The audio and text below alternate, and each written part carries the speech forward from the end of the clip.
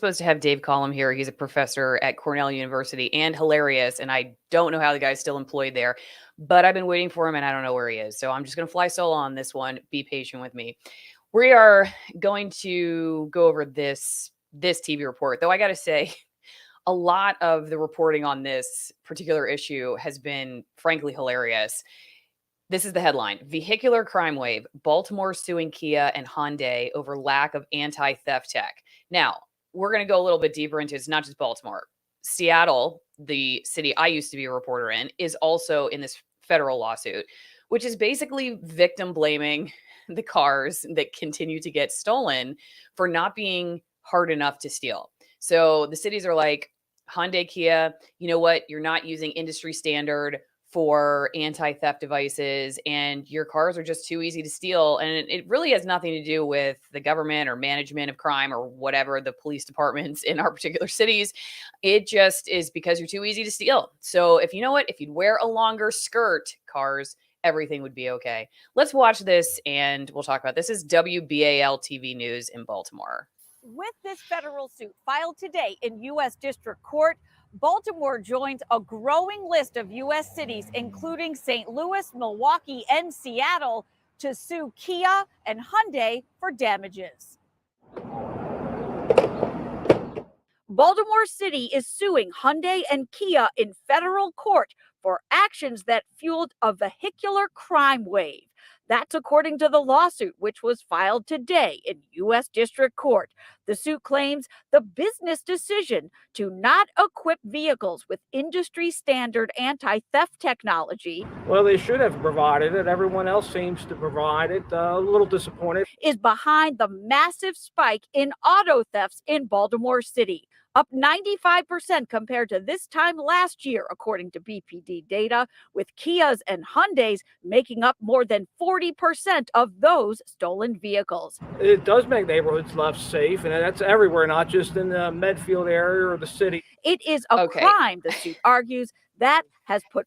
I got to just stop this real fast. You guys know I love this man on the street thing, right? Where he just finds some random person at the gas station and then he just gives his opinion for everybody. That's one of my favorite tactics in TV news. Residents' property and lives at risk and has drained city coffers in an attempt to stem the rising crime trend. It's everywhere, and Hyundai should take responsibility for that. We reached out to Kia and Hyundai for a response to today's lawsuit that was filed.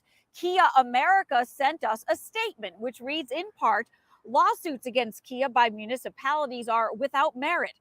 Kia has been and continues to be willing to work cooperatively with law enforcement agencies in the greater Baltimore area to combat car theft and the role social media has played in encouraging it.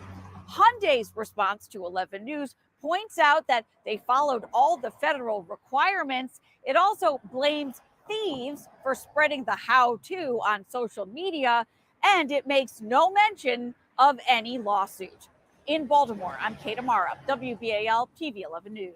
Okay, we're going to go through that step by step in a second, but I just wanted to show it to you in full, just to give them a fair shake, all right? What do y'all think about that? I've got to say, a lot of the news that's been out there about this has not been very critical of blaming the cars for getting stolen. But the rest of us are sitting here shaking our heads. Why is that? Why do we see this? And it seems like the news just goes ahead and parrots what the government has to say.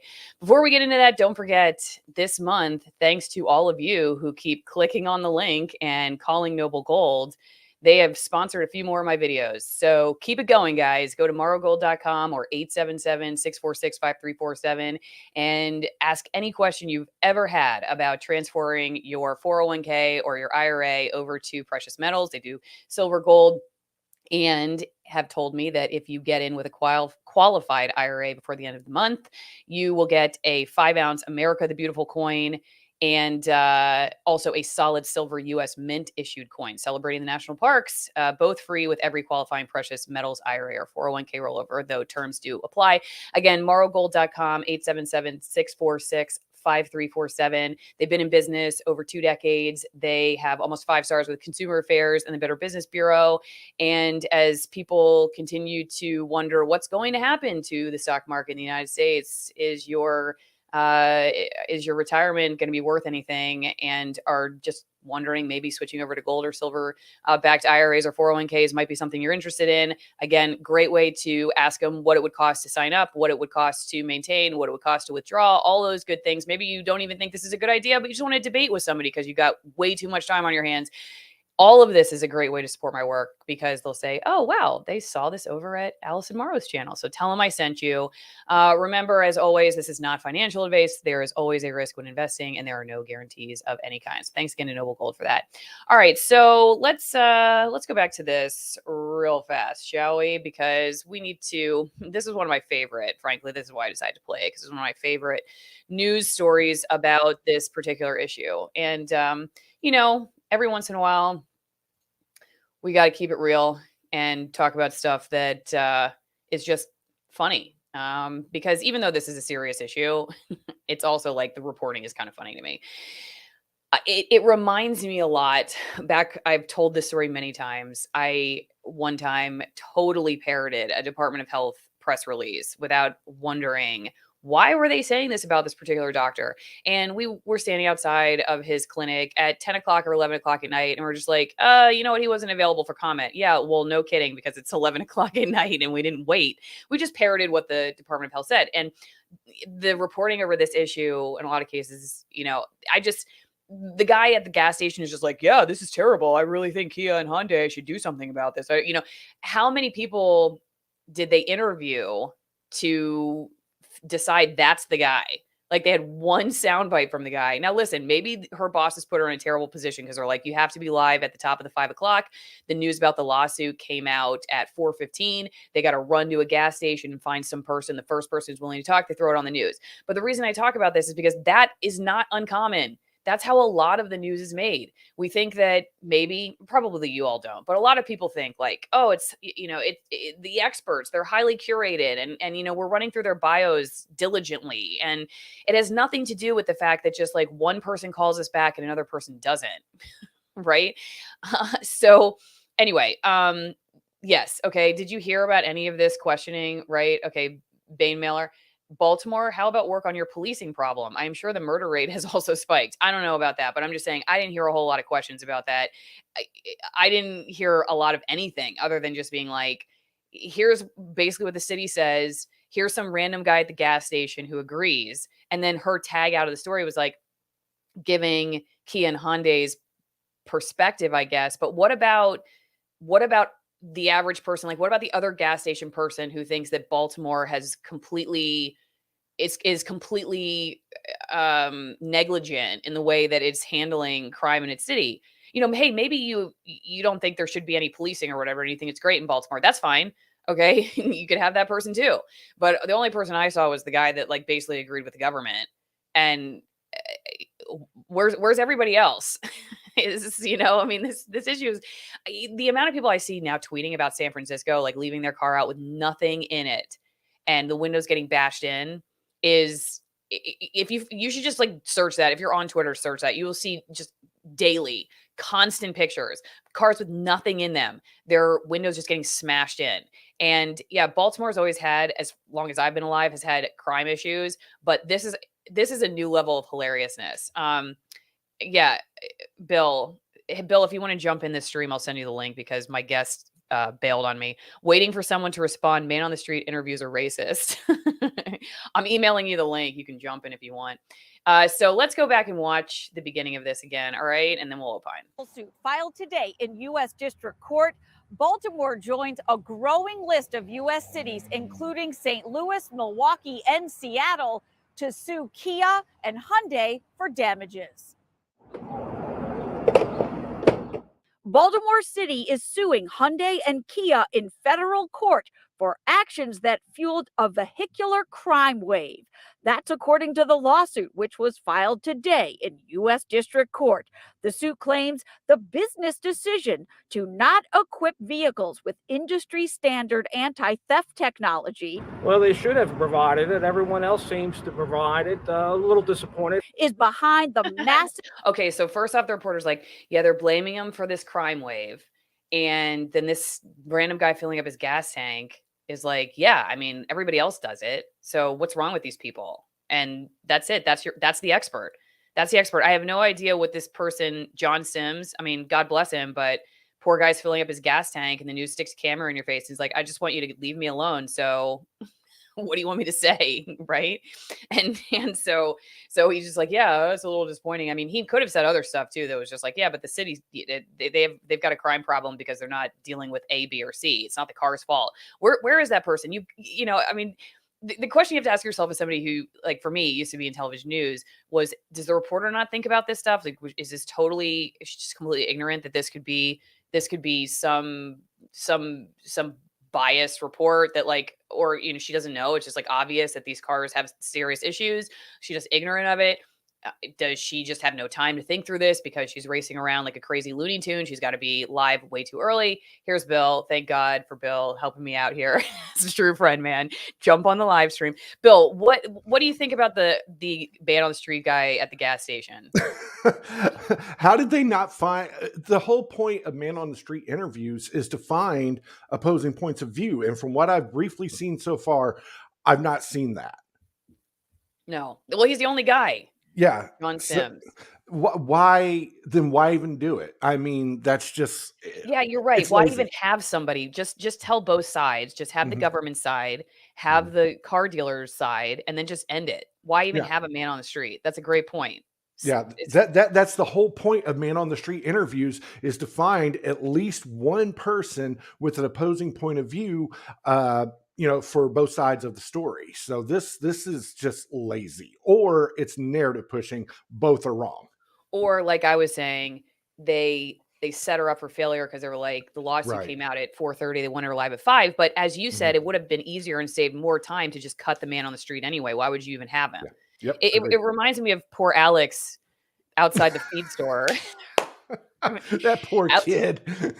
Feed store talking about people taking ivermectin. Okay, here we go. Massive spike in auto thefts in Baltimore City, up 95% compared to this time last year, according to BPD data.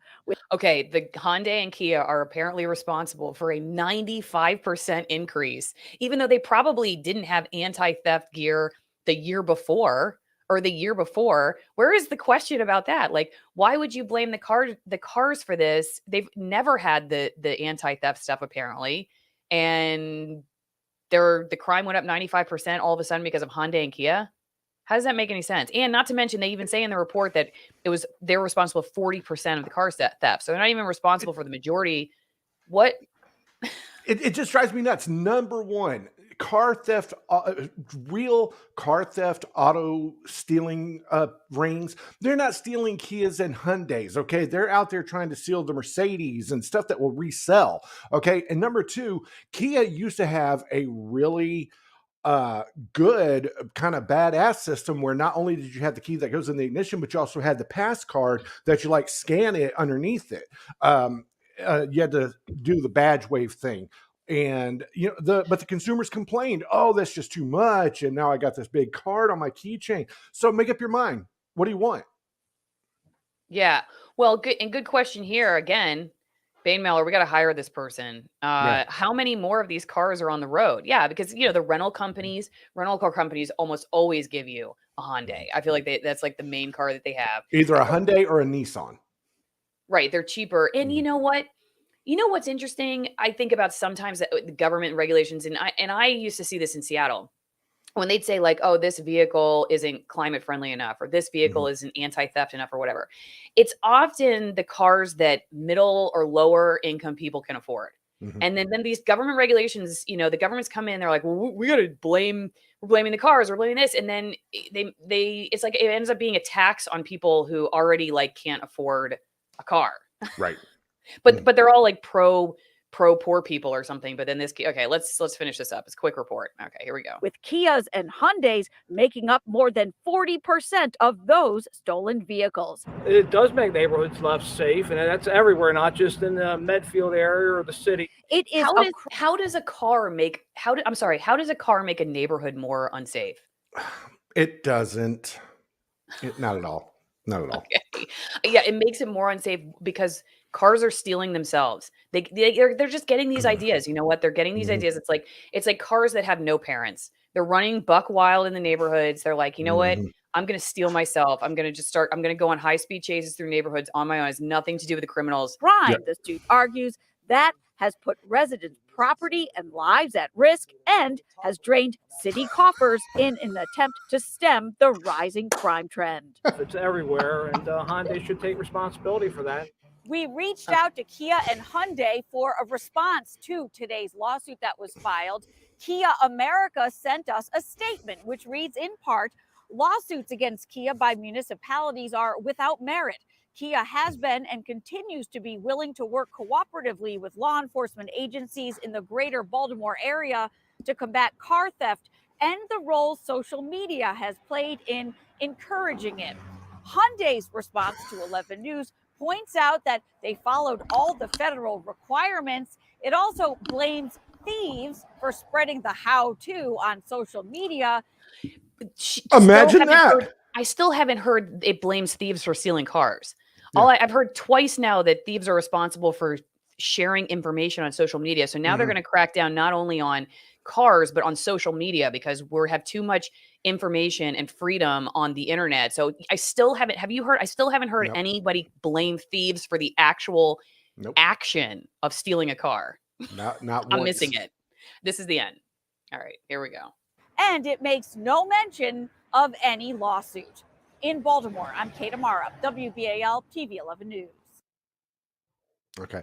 I do have to go here in a second. My corporate job is calling, so I've got to jump in a meeting, but I want to offer two things. Number one, never once has there been any blame put on the thieves, as Allison said.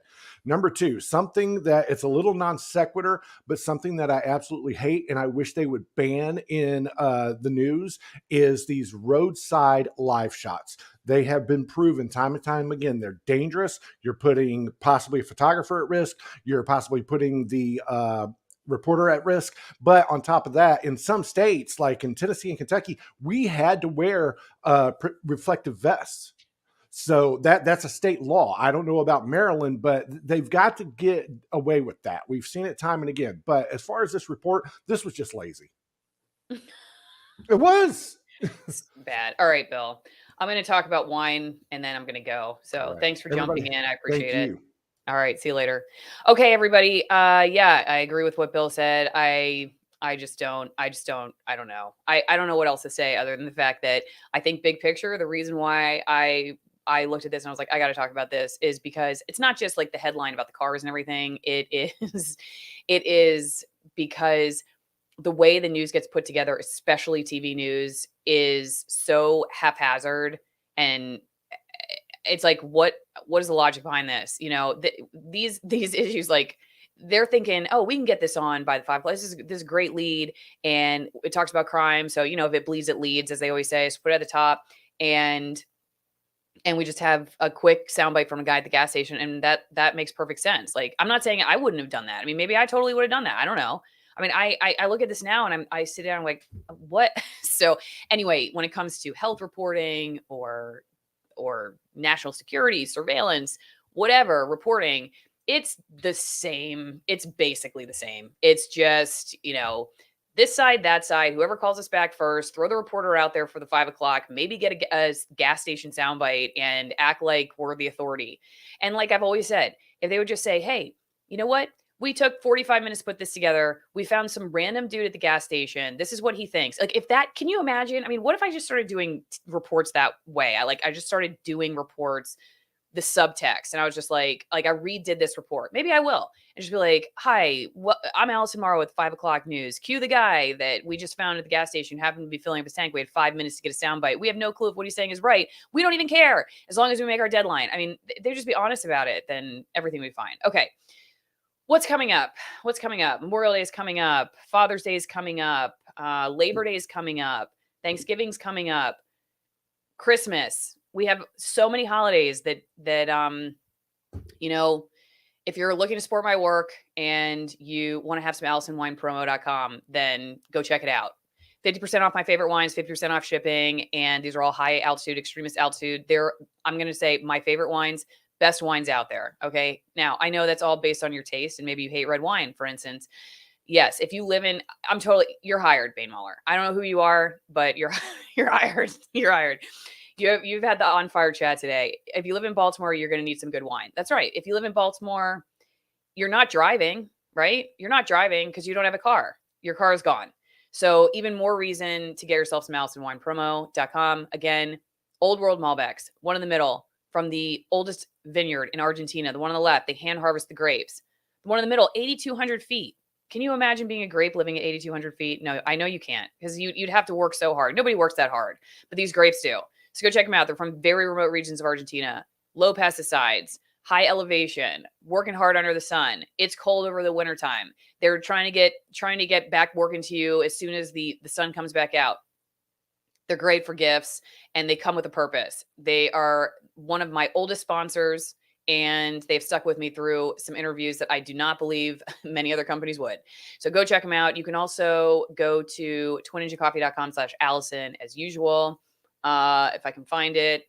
Sorry, I didn't have it pulled up, but don't forget, you can get some amazing coffee too at twinenginecoffee.com/Allison. We're going to give them a shout out because they're awesome and get some USDA certified organic coffee. I got my latte right here, espresso from twinenginecoffee.com/Allison. And if you're not an espresso drinker, they got a bunch of other coffees for you. You can French press if you like. This one's also a very good one. This is a favorite of mine. The Elefante, smooth roast. If you're a tea drinker, you can also go get some tea right here. This Katura tea is very good. I've got a cold brew going right now. I'm about to finish it up. I started it yesterday. I'm going to take it with me on the road to Florida and celebrate. Okay. So thanks to my sponsors. Let me just check out some of the chats. Allison makes a good point about it being a tax on poor people having to buy a less safe used car that's price is inflated because there are only like 2,500 new cars on the market under 25K. I just think that a lot of these governments who apparently are just like very pro, they're pro working class. You know, they really care about the working class and poverty is a real issue. And we got to have more affordable housing and all this stuff. They come in and they just like blame the cars. Like, okay, we're going to force it to have certain anti-theft systems that raise the price to make them more unaffordable. And I don't even know if they do anything, but they never say anything about their issues with the cities themselves that make, you know, for instance, make life more unaffordable or the cars more unaffordable, or why the cars are getting stolen. Don't forget, everybody, also, you can go to AllisonMorrow.locals.com, be part of my editorial board. And makes me happy, DMSR says, I left Baltimore decades ago. The sad thing is many there really are so indoctrinated. They do agree with the insanity. Well, they must because it just keeps happening. Is Baltimore going to start suing gunshot victims for not wearing Kevlar vests? There are so many things you could come up with to ask about, like who's responsible and all the things that could be blamed for the terrible, the terrible policies that some of these governments are embracing. I mean, remember, like in Seattle, I know on background that they have a very hard time getting cops to work in Seattle right now. There's just really very little incentive to be there. A bunch of them got fired anyway too over the vaccine. It's like, why bother? And you know, and then like when I first moved there, they actually had signs up that said no camping, you know, like no camping on the sidewalk, no camping in the public parks and stuff. And people were still camping. They weren't really camping, they were living there. So I was like, that's kind of funny. Why are they even the signs up? Now the signs are gone. I mean, it doesn't even matter. So Sheila Sue, how embarrassing for these cities blaming the car manufacturers for their defund, I think you mean the police fallout. Yeah. And you know, it's in some cases, I know that these are the cities. I looked them up. Where is it? Yeah, here we go. These are the cities that are suing.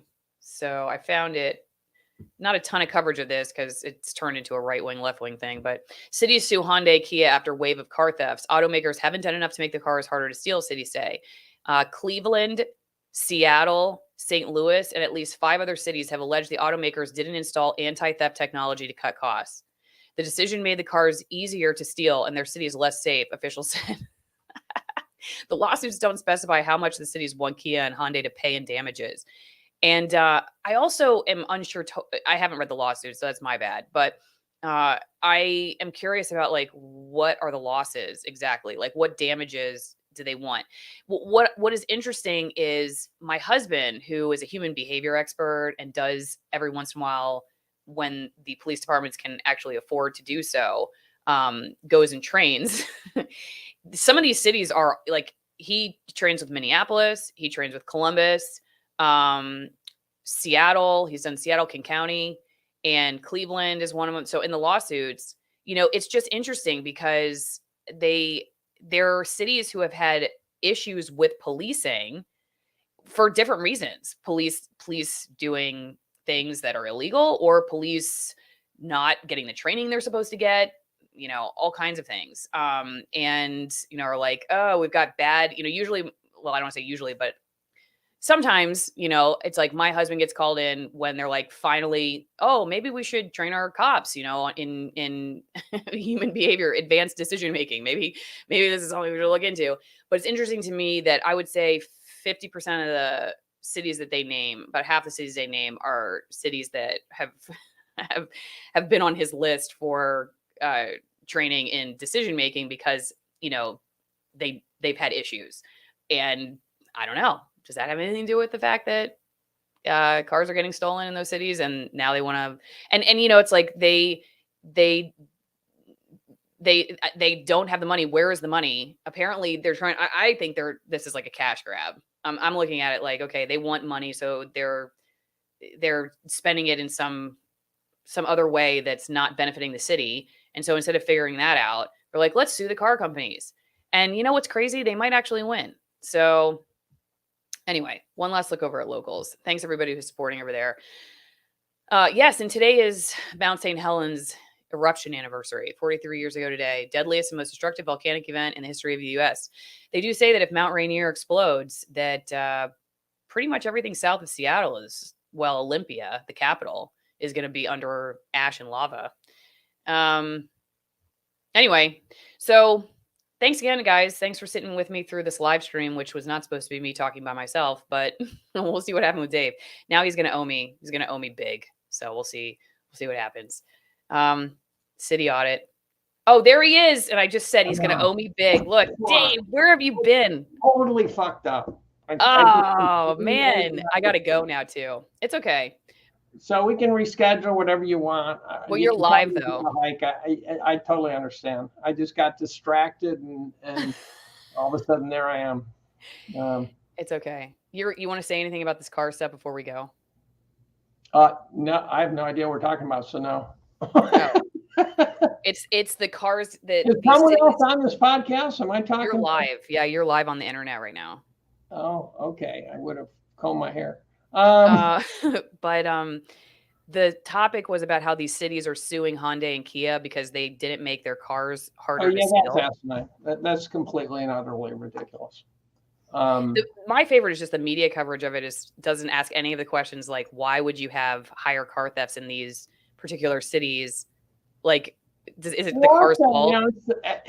Who cares? It's the owner, right? I mean, why is it the car company? If the owner doesn't like the car, don't buy the car. I don't see why it's the car company. You mean, or is it the criminal that steals the car? Well, it certainly is that. And the smash and grab criminal has gotten legs in the most recent last couple of years. Now there's no brakes on the criminal. So yeah, I'm still trying to understand all this stuff. It just makes no sense to me. One of the funnier things in the report I showed was that the reporter never once talks about the criminal being to blame for breaking in and stealing the car, but does blame them for spreading ideas on social media. So it also has been reporting that has cracked down on social media and the use of the internet for spreading dangerous ideas, which is commonplace over the last few years, but never once is like that criminals are to blame for stealing cars. I don't know. It's just the whole media. We're also facing a terrible problem where the cops are afraid to do anything because they'll get convicted of something. The subway. Well, isn't stealing legal in some places anyway? What's that?